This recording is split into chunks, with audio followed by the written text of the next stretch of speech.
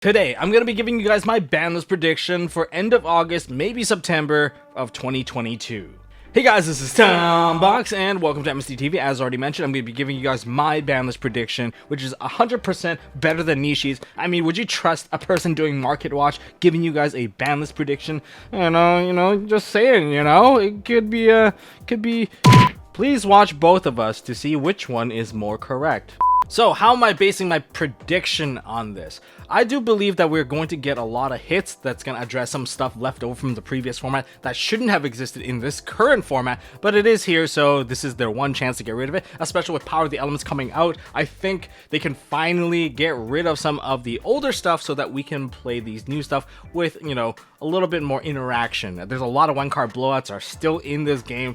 Probably should address that. Let's make it a little bit less luck-based off of, oh, I've got the one-card blowout. I drew it, you lose, right? That's not fun. Like, let's remove some of that so that we can engage the game a little bit better. On top of that, I do feel like there's more cards that come off the list because if you read the list, at face value, you remember back in the day why it was so strong. But if you put it in today's context, some of these actually might not be even that great. I mean, cards like Change of Heart, a lot of people got it and then they didn't even play it. They're like, I'd rather play Triple Tactics because, there's just way more variety of what you can do with that card. And like Time Seal, did you see anyone actually play Time Seal at your events? No, you didn't, but we all remember Time Seal Loop, which really sucked.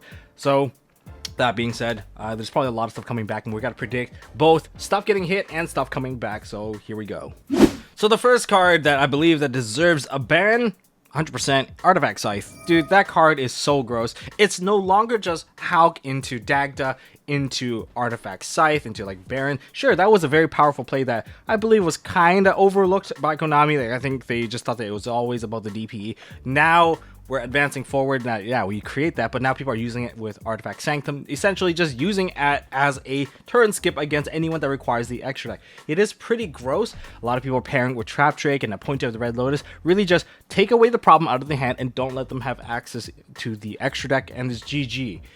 I don't think that promotes good gameplay. It just promotes like, oh, do you have Red Reboot? Because if you don't have Red Reboot, you're dead. And Red Reboot's a 1-up. Do we want Red Reboot at 3? I don't think that's a solution either. So let's just get rid of the Artifact Scythe so that they still have access to their extra deck. And if you want to extra deck lock someone, use a trap card properly. That still gives people the access to links like D-Barrier. That's why D-Barrier is probably not on this list, because I think D-Barrier is okay as long as you play a variety. And even for you tier limits players, I think you guys can play through D-Barrier just fine. You guys can go into Time Thief redo if you get your fusions called out, and you can fuse on your opponent's turn. So what more do you want me to say? And then there is a card to hit for sure. I would say Chaos Ruler, the Chaotic Magical Dragon. Dude, Mill 5 is kind of gross. It is Mill 5 by card effect, and the body comes back if you use the body.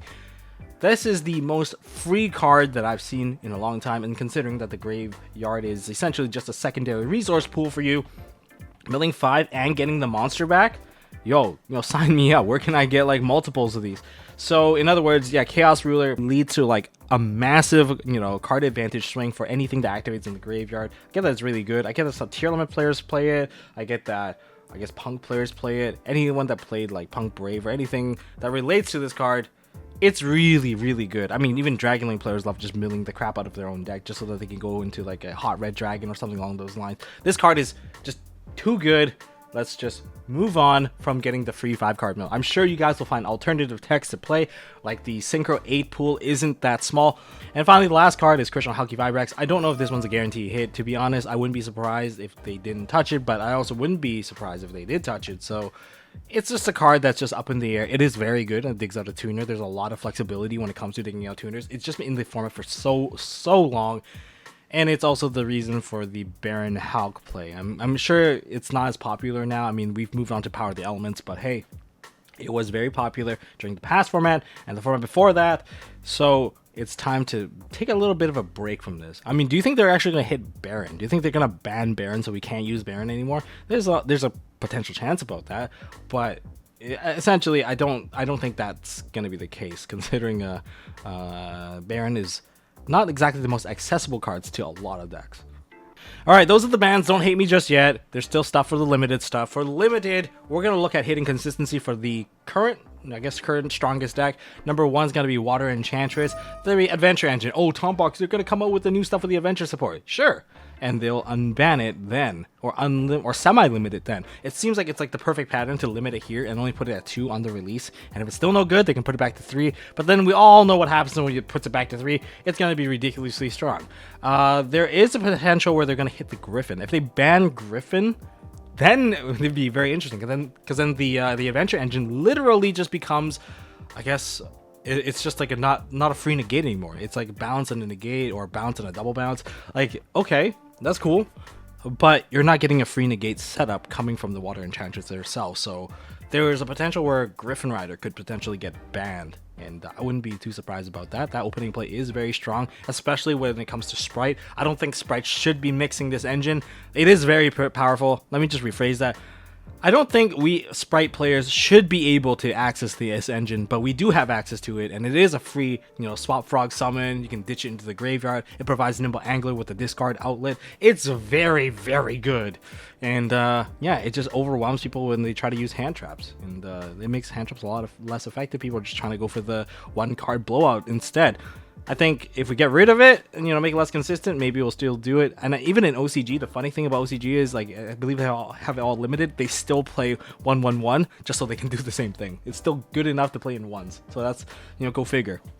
Next card, Branded Fusion. This card's way too good. I think if you stop one Branded Fusion, that should be it. You should not need to deal with a second or a third copy of Branded Fusion. They have ways to recycle it, and therefore it's gonna be a shift in deck building where players will need to adapt with their Branded Fusion. They have to use their tragedy to reset onto the board. They find ways to re-add it back to their hand, stuff like that, to make the plays a bit smarter rather than, just overwhelm the opponent with 1-card wins. Because Branded Fusion, whenever it successfully resolves, I think someone more or less, has maybe 75% in the game in the bag already. Like, when you let that card resolve, unless they have like Mystic Mind or something like that, you're not going to like make a full comeback. There's just way too many resources on the field, and you can't trade with them because your board is not developed. That's the big trade-off. And you're likely going to get killed because Mirror Jade gets that full board wipe at the end of the day. So even clearing your monster, you have a very specific line of choices to clear the board and leaving something on the field. So Branded Fusion is pretty insane, and that's probably the one card that I do believe could get limited or semi-limited, just so that it's a little less consistent overall. Then, and also it's a structure deck based deck, and structure deck based deck, because it's so cheap, it's a reason why their life cycle is a little bit shorter. Next limited card. I think one of the biggest mistakes we had is giving us Skill Drain to 3. I love Skill Drain and I hate Skill Drain. I love using it, I hate it using it against me, but there's a lot of decks that just aren't able to function. I think I may be over-exaggerating. You know what? I'm just going to remove Skill Drain off this list. Next card, we're just going to go with Mystic Mind. Mystic Mind can be limited to 1. I don't care that it is, like, if you don't have an out against Mystic Mind, sure. One thing that Mystic Mind does is, of course, it does promote bad gameplay.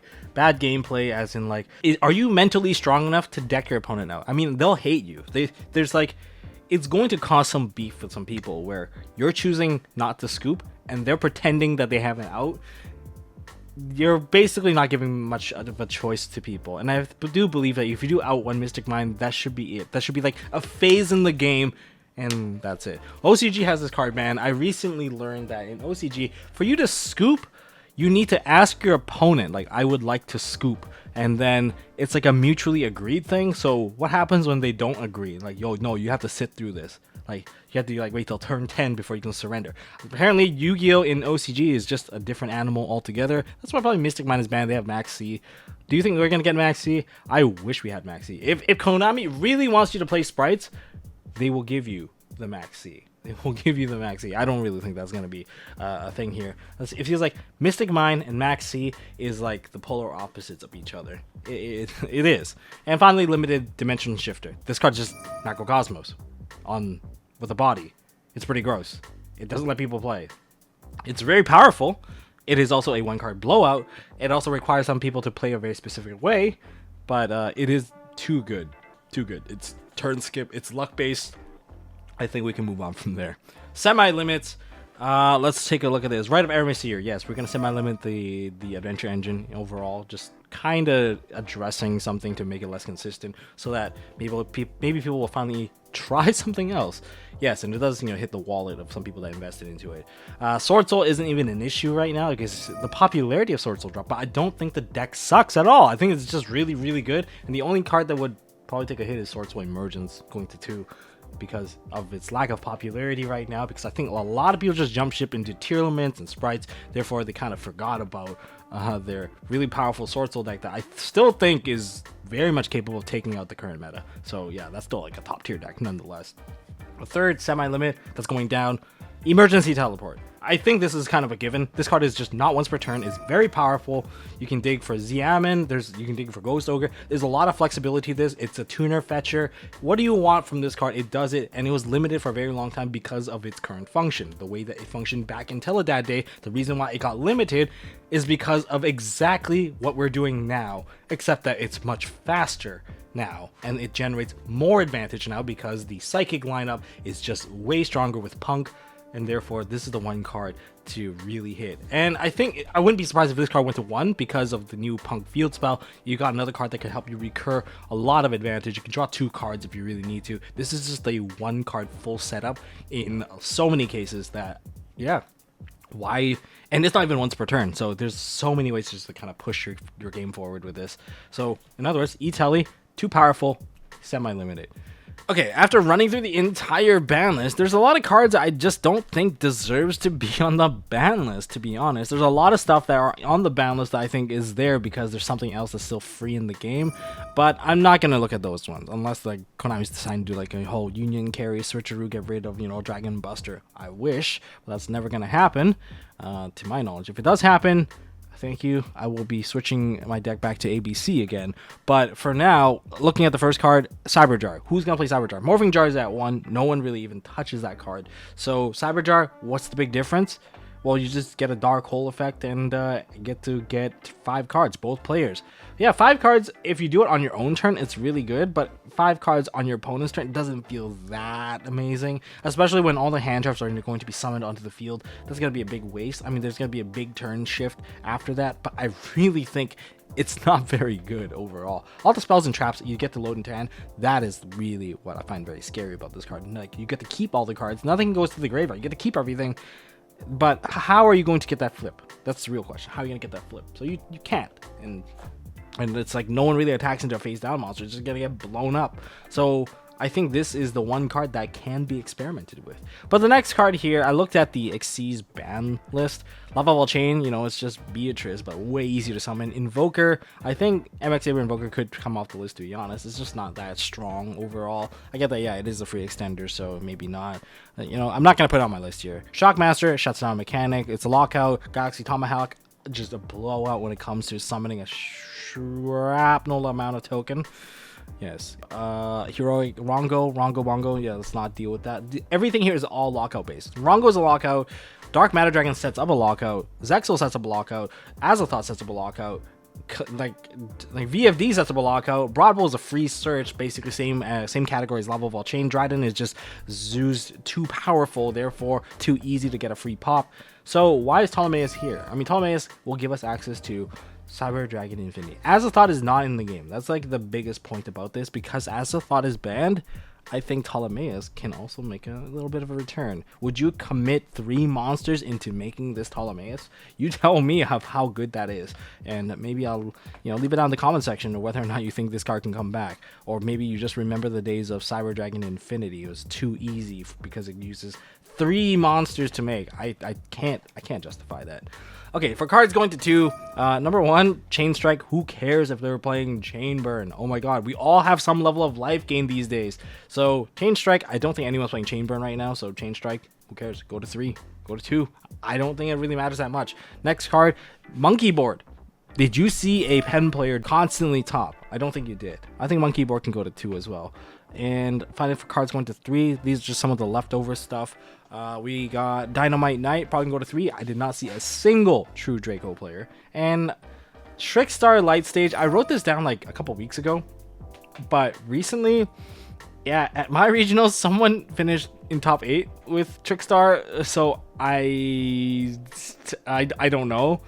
maybe 3 light stage is a bit much. I mean, you can stun out someone's back row, you can activate light stage, and you can target someone's branded in red, forcing them to activate it right away, which is hilarious. But since you already got the free search, I don't know. You guys be the judge of that, I guess. But it is an interesting card. It is very, very strong, especially if you get the Droll Loop. So, but those are the cards I have for my current ban list prediction. I hope some of the stuff gets hit, and some of the stuff I feel like is just the lingering problem from previous formats. And I would love to know what your thoughts are. But guys, don't forget to check out MSTmerch.com for some awesome Yu-Gi-Oh products to help support this channel. Yeah, you might not agree with me on this ban list, but we all agree.